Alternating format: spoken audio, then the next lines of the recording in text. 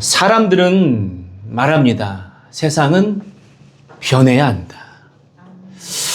그러나 또 동시에 이렇게 생각하시는 분들도 계신 것 같아요. 아무래도 세상은 변하지 않을 것 같아. 특별히 요즘 같은 이 선거를 앞둔 시점이 되면은 많은 분들이 그렇게 얘기합니다. 저 역시도 제가 어제 이 사전 투표를 이제 하고 돌아오는데 밖에서 많은 어르신들이 그렇게 얘기하시더라고요. 담배를 태우시면서 아무리 누굴 찍어봐야 똑같다. 그 밥에 그 나물이다. 이 찍을 놈 하나 없다. 그런 말을 되풀이하시는 걸 제가 들었는데 물론 저 역시 일정 부분 공감하는 부분이기도 하고 또 그 속에 담긴 의미를 모르는 거는 아닙니다만 어쩌면 그런 어르신들의 말은 성경적으로 볼 때는 틀린 말이 아닌가라는 생각이 들었습니다. 왜냐하면 세상 이 모든 역사의 주관자는 사람이 아니거든요. 믿으시죠? 하나님이심을 우리가 알고 있고 또한 믿고 있기 때문입니다.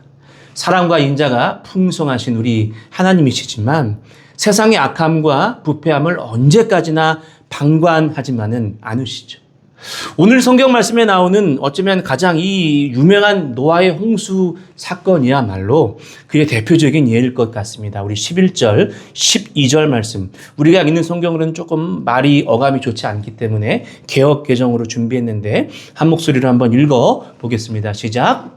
그때 온 땅이 하나님을 부패하여 포악함이 땅에 가득한지라.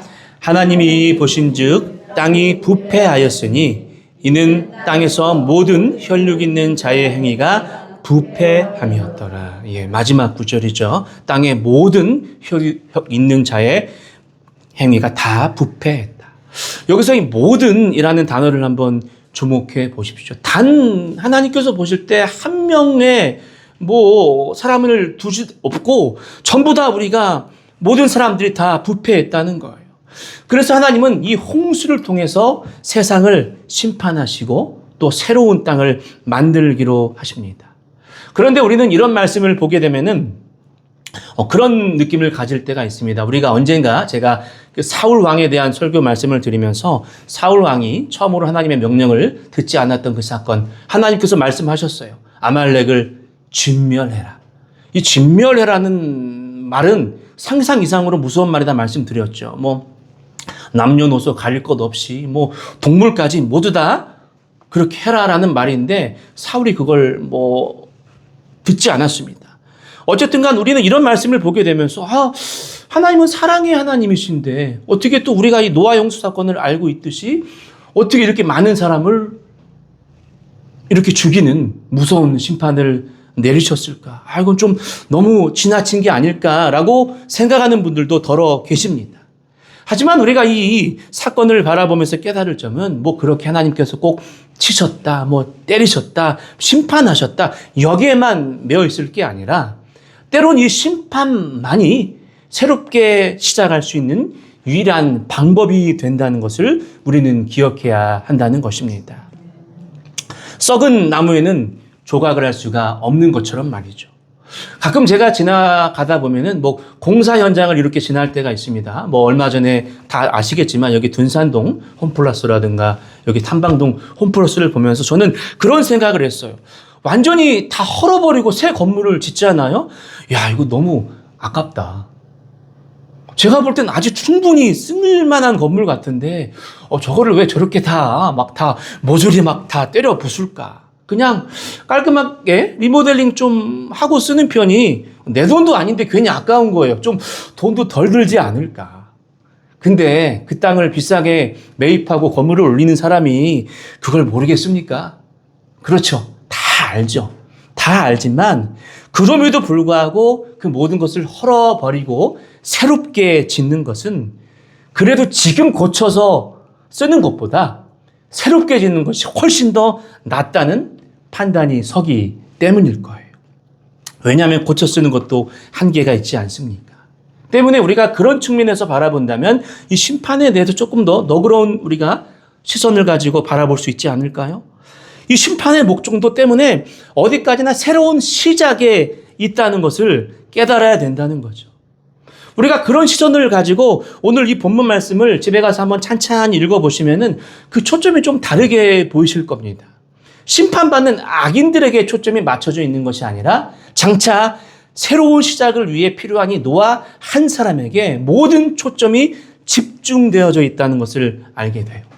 사실 뭐 인구 대비나 어떤 뭐 여러 스토리로 따지면은 사실 뭐 여러 그런 악인들의 내용들을 담는 편이 후대에 이 성경을 읽는 우리로 하여금 훨씬 더 교훈을 받는 측면에서는 많은 부분이 공감되는 부분이 있었을 겁니다. 뭐 아무개라는 사람이 이렇게 살았더니 하나님께서 이 모습을 뭐 싫어하였다라든가 뭐 이런 모습을 가지고 하나님의 반목하는 모습을 하나님께서 기뻐하지 않으셨다. 이런 말씀을 기록한 게 아니라 말씀은 더 이상 그들을 언급하지 않아요. 그냥 새 시대의 주인공 노아 한 사람에게만 집중하고 있다는 거예요.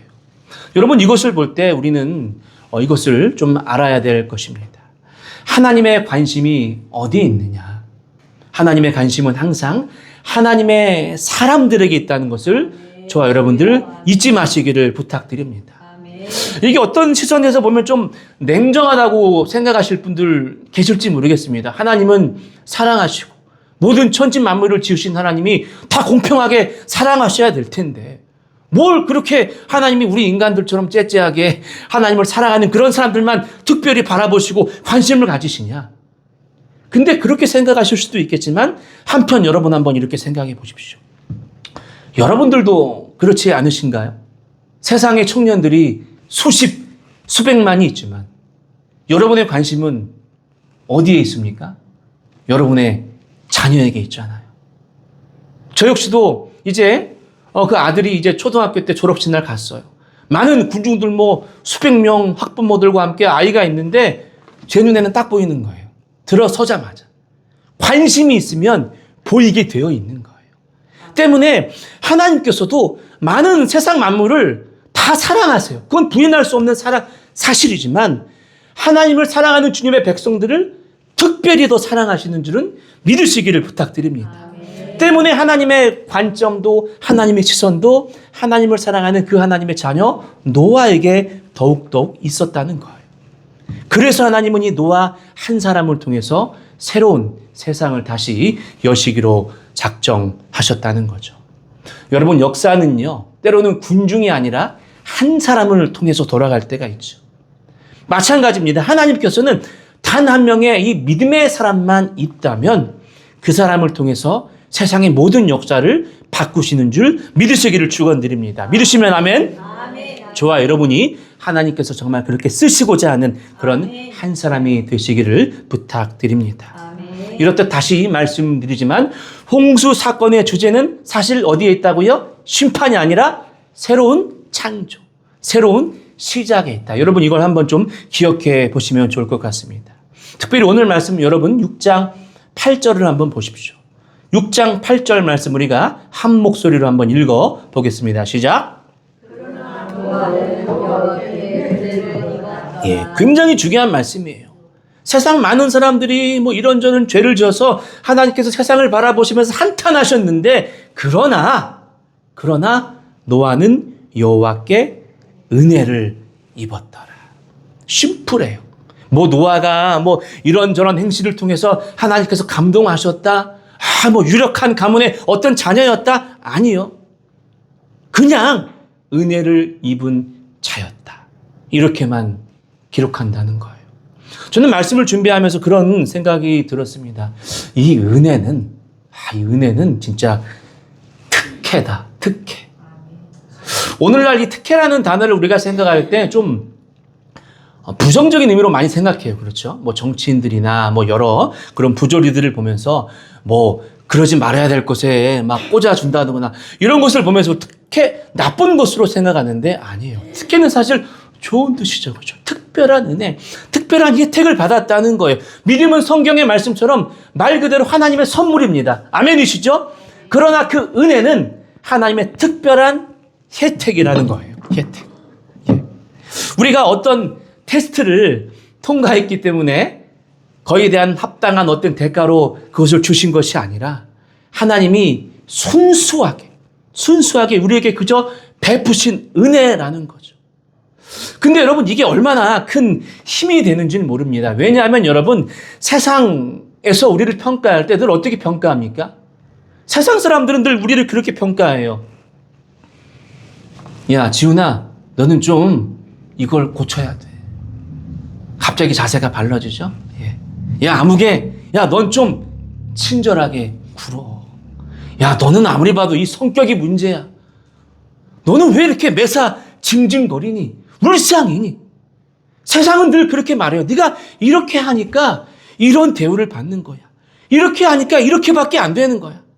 이런 말을 우리는 평생 들어왔고 또 어쩌면 애석하게도 그런 말을 앞으로도 계속 들으며 살아갈지 몰라요. 그렇다고 자기들이 뭐 그렇게 우리를 딱히 도와주는 것도 아닌데 말이죠. 그러나 하나님은 우리를 다르게 보십니다. 아멘? 그 우리의 모든 단점을 다 아세요. 단점을 다 바라보시면서 그렇지만 너는 내 아들이야. 할렐루야. 그렇지만 너는 내 딸이야. 네가 그렇게밖에 못하니까 이렇게 사는 거야? 아니요. 네가 그렇게밖에 못하니까 내가 널 도와줄 거야. 아멘? 예. 세상은 이렇게 철저하게 조건부인데 반해 하나님은 무조건적인 은혜를 우리에게 주시는 줄 믿으시길 부탁드립니다. 그러므로 오늘 말씀이죠. 노아가 하나님께 은혜를 입었다. 이 8절 말씀을 여러분 다시 한번 바라보시면서 한번 여러분의 이름을 한번 넣어서 읽어보십시오. 각자 이름을 넣어서 한번 읽어보시는 거예요. 시작. 영근이가 하나님의 은혜를 입었다. 예. 또 뭐 각자 우리 심령에 어떤 이름을 넣어서 선포해 보는 거예요. 우리 지훈이가 하나님께 은혜를 입었다. 할렐루야. 사실 여러분 우리가 있는 그대로 우리 행실을 그대로 평가받는다고 하면요. 하나님 앞에 과연 우리가 제대로 서 있을 사람이 몇이나 되겠습니까? 뭐 제가 자주 말하지만 목사라고 우리 심령 가운데 악함이 전혀 없겠습니까? 그렇지 않죠. 많은 허물이 있습니다. 그런데 중요합니다. 은혜는 덮어주시는 거예요. 할렐루야. 우리를 바라보시면서 그래 아무개야. 네가 아직은 덜 깨졌지. 아직은 네가 부족하지. 아직은 그래 내가 보기에도 너의 삶에 허물이 있구나. 부족이 있구나. 그러나 내가 은혜를 주마. 할렐루야. 십자가 보혈로 덮어주마. 그게 바로 은혜이고 특혜라는 것입니다. 그런 가운데 9절 말씀 한번 보십시오. 9절 말씀에 보면 노아에 대한 추가 설명이 나와요. 뭐라고 나오죠? 노아는 의인이고 당대의 완전한 자였다. 흔히 여러분 우리가 신학적으로 구약의 3대 의인 이렇게 통칭합니다. 사실 뭐 성경에 많은 분들이 다 의로운 분들 많죠. 그리고 뭐 구약 성경 본다 할지라도 저는 마음속에 항상 제일 성경을 생각하면 떠오르는 인물이 각자 다 다르실 거예요. 저는 성경의 인물 중에 요셉을 가장 좋아하고요. 또 성경의 인물하면 그냥 어렸을 때부터 요셉이 딱 떠올라요. 그리고 또 좀 이런 말씀을 들으면 좀 왜 요셉을 가리켜 의인이라고 하지 않았을까? 근데 그건 우리 생각이지만 하나님 마음은 좀 다르신 거예요. 어쨌든 간 결론적으로 말씀드리면 하나님께서 친히 의인이라고 얘기해 주신 사람은 딱 3명인데요. 한번 뭐 이 자리를 빌어서 적으실 분은 적으시고. 예. 예, 적어 놓으셨군요. 예, 맞아요. 예. 노아, 그렇죠? 욥, 다니엘.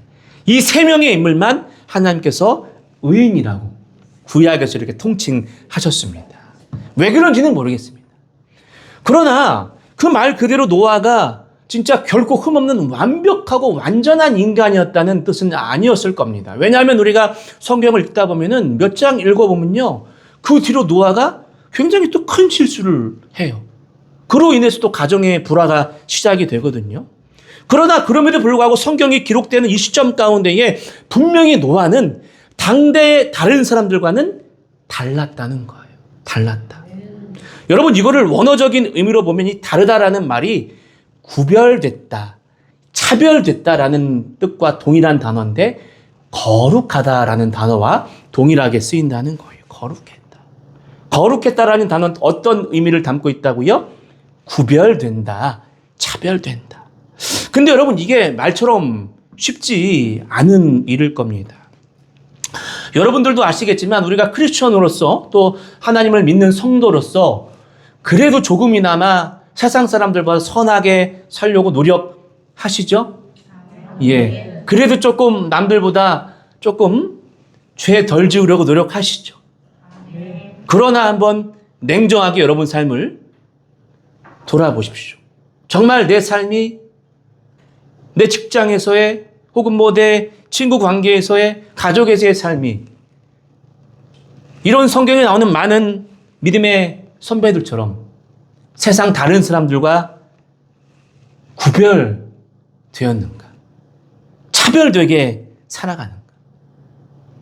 이런 질문을 던져본다면은 아마 자유롭게 저는 그래도 구별되게 차별되게 살아갑니다라고 말할 수 있는 사람은 한 분도 안 계실 거예요. 그리고 한 분도 안 계셔야 정상인 거죠. 아시겠지만 여러분, 이 잘못된 것도요, 내 주변에 있는 모든 사람들이 그냥 막 똘똘 뭉쳐서 우기면은 때로는 진실을 말하는 내가 이상해 보일 때가 있어요. 이걸 이해하실지 모르겠지만 어떤 섬에요, 눈이 하나밖에 없는 이 외눈박이 원숭이들이 사는 섬인 거예요. 그런데 거기에 두 눈을 정상적으로 가진 원숭이가 살아갈 수 없어요. 왜 그럴까요? 다른 원숭이들의 눈에는 이 원숭이가 이상한 거예요. 미운 오리 새끼인 거예요. 사실은 내가 정상인 건데, 그렇죠? 이 많은 이 대중의 의견에 묵살되기 때문인 거죠. 마찬가지입니다. 세상의 사람들이 우리가 다 악하게 살아가고 또 사업하시는 분들도 다 탈세하고 그렇게 사업하는데 나만 정직하게 나라에 낼 거 다 내고 세금 낼 거 다 내고 현금 영수증 다 떼어주고 이렇게 사업하기 실제 어렵다는 제 친구들의 이야기도 많이 들어왔습니다. 직장 다니는 제 친구들도 이제는 시대가 그렇지 않다. 상사들에게 막 이렇게 하고 그때가 되면은 막 뭐 이렇게 물심양면 이렇게 뭐를 뇌물도 공유하고 그래야 어떤 진급 대상자라도 오르지 정말 순수하게 내 일을 열심히 해는 이런 모습 가지고는 승진이 안 된다. 그런 모습을 저도 친구들에게 들었습니다. 정말 그런 세상인 것 같아요. 너무나 어렵고 악하고 외로운 세상인 거죠.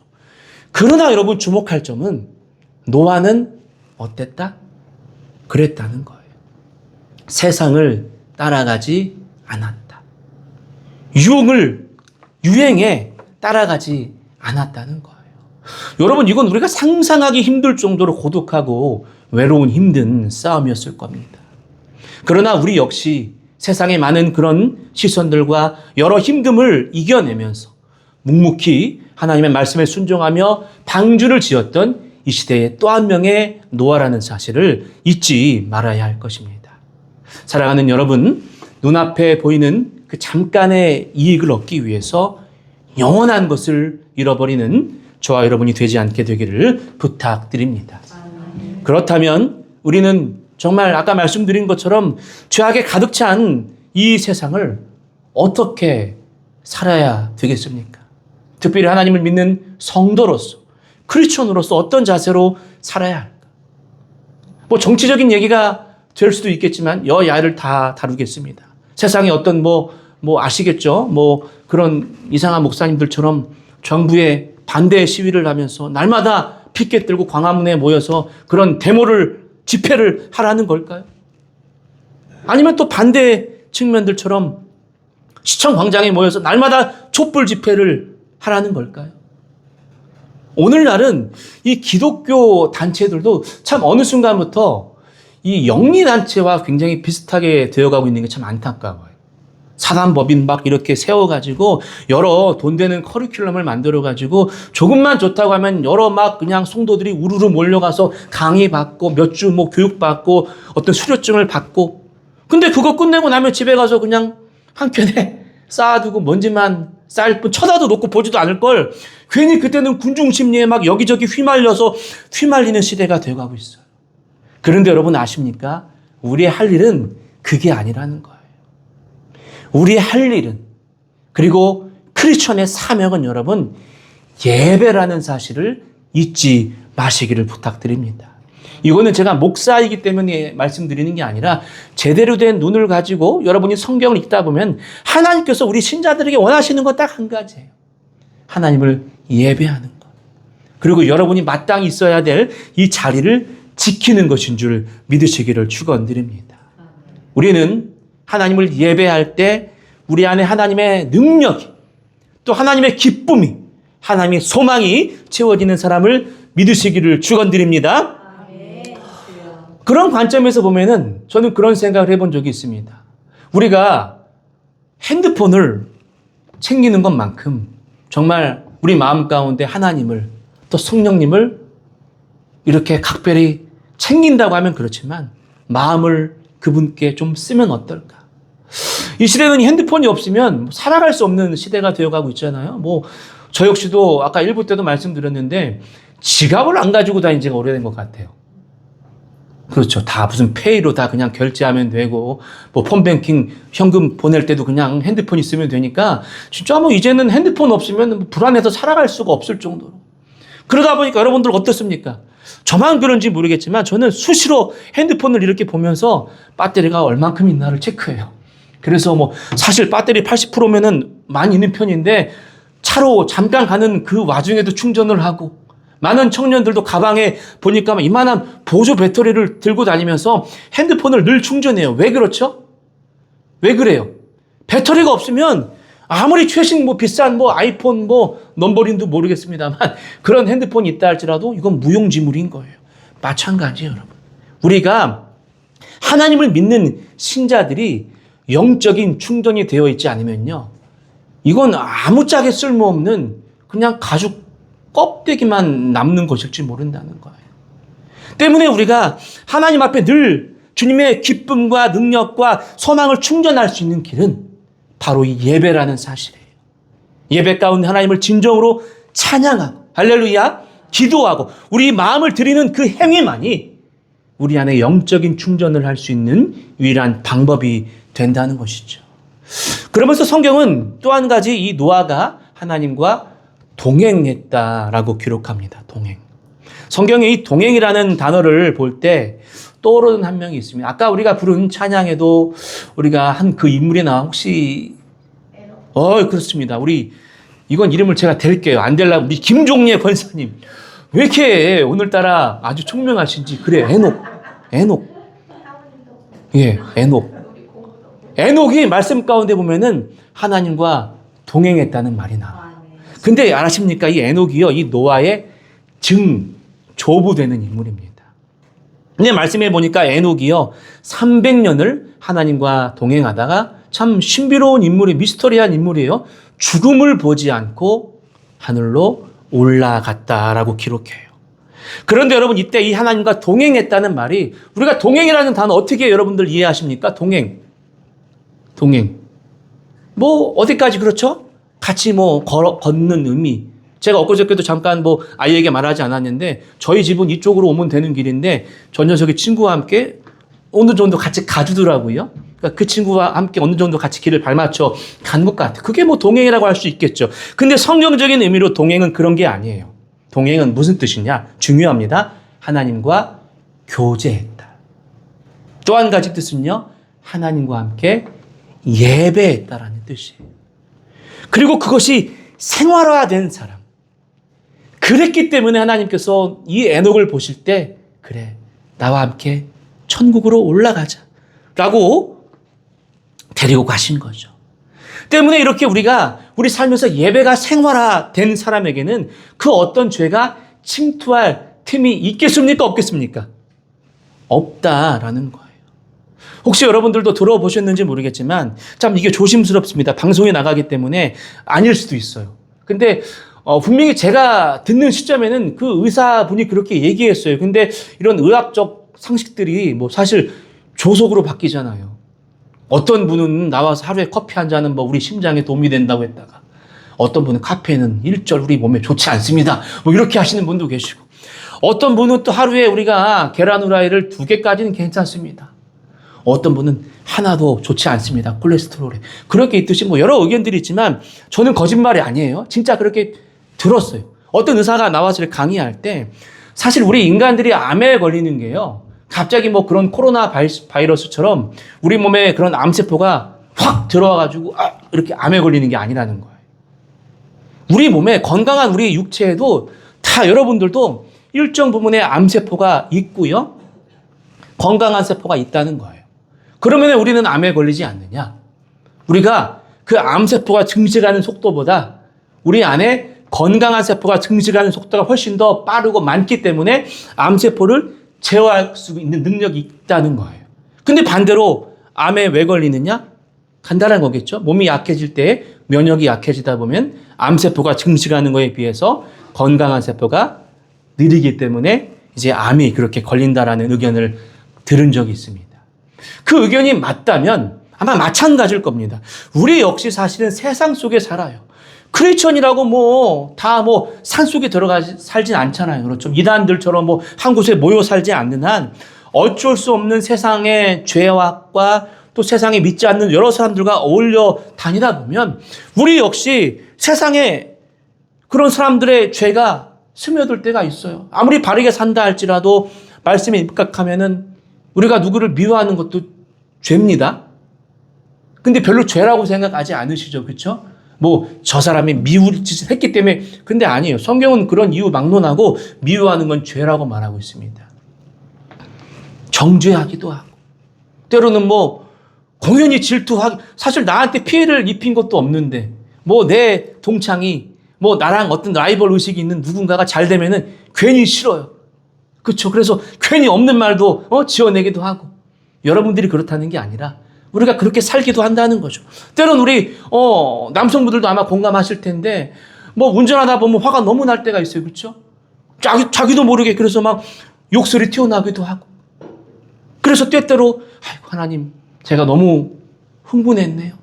회개하기도 하고. 그러나 이게 중요해요. 우리 안에 저와 여러분들 마음속에 하나님을 예배하고 하나님을 내 소망이요 기쁨으로 삼는 그 건강한 마음이 더 충만하다면 그 어떤 악한 세력도 그 어떤 것들도 저와 여러분들을 무너뜨릴 수 없음을 믿으시기를 바란다는 거예요. 할렐루야. 그러면서 우리가 이 시간 마지막으로 기억해야 될 게 있습니다. 그것은 우리가 드리는 이 예배에 정말 놀라운 파워가 있다는 사실입니다. 지금 우리가 이렇게 드리는 예배 많지 않잖아요. 하나님의 자녀들이 이렇게 어찌 보면 습관적으로 드리는 예배를 할지라도 그 십자가 보혈의 제사가 세상을 향한 하나님의 진노를 막는 쿠션 역할을 한다는 거예요. 마치 강 옆에 뚝을 왜 쌓아둡니까? 강이 범람하는 것을 막아주듯이 사실 여러분 이렇게 우리 예배가 파워풀하다는 거예요. 예레미야 5장 1절에 보면요. 하나님께서 이렇게 말씀하세요. 의인 한 사람만 있으면 내가 이 예루살렘을 용서하겠다. 또 비슷한 말씀인데 아브라함 때는요. 의인 10명만 있으면 이 소돔과 고모라 수십만의 죄악의 그 더러운 것들을 내가 덮어주겠다. 라고 말씀하셨어요. 때문에 어쩌면 보잘것없이 보이는 우리 이 한 사람 한 사람의 정말 고독한 예배가 어쩌면 오늘날 이 도시 전체의 파멸을 막고 그 어두운 죄악을 상쇄시키고도 남는 예배가 되어진다는 거예요. 저는 이 시간 우리가 드리는 예배가 이런 특별히 마지막 때에 제대로 된 영적인 쿠션 역할을 하는 예배가 되어지기를 소망합니다. 그런데 이 노아의 사건도 그랬지만 하나님의 이 심판은요. 우리가 좀 이걸 기억해야 돼요. 물론 그것도 맞을 겁니다. 죄가 환영할 때 성경 문맥 그대로 보면 그렇게 있거든요. 죄가 넘칠 때, 죄인들이 많아질 때 심판이 오는 것도 있을 것입니다. 그러나 또 다른 측면에서 보면 하나님의 심판은요. 단순히 죄인들이 증식되어지고 많아지는 측면이 아니라 하나님의 사람들이 세상과 야합될 때 일어난다라는 거예요. 믿으십니까? 하나님의 사람들이 죄와 타협하기 시작하면서부터 타락하기 시작하면서부터 온다라는 거예요. 때문에 우리는 항상 이 거룩한 예배자로서 예배를 향한 영적인 준비가 되어 있어야 된다는 거죠. 왜냐? 예배는 유창한 자가 드리는 것이 아니라 거룩한 자가 드리는 행위이기 때문입니다. 말씀을 맺겠습니다. 이 시대의 노아, 바로 저와 여러분들인 줄 믿으시기를 부탁드립니다. 아멘. 우리는 어쩌면 정말 보잘것없지만 우리가 하나님을 이렇게 나와서 예배할 때, 또 우리가 하나님을 찬양하고 서로를 향해서 중보하고 관심을 가져줄 때 정말 세상을 변화시킬 수 있다는 확신을 가지시기를 부탁드립니다. 담대하라, 내가 세상을 이기어노라 하신 그 예수 그리스도의 선포처럼 세상 끝날까지 우리와 함께 하시겠다고 말씀하신 그 예수님의 약속을 우리가 굳게 붙잡고 저와 여러분들의 삶이 오늘 이 말씀의 제목처럼 하나님과 동행하는 삶이 되어지기를 부탁드립니다. 아멘. 그런 축복이 우리 인생 가운데에 넘치도록 은혜롭게 부어지기를 주님의 이름으로 축복합니다. 기도하겠습니다.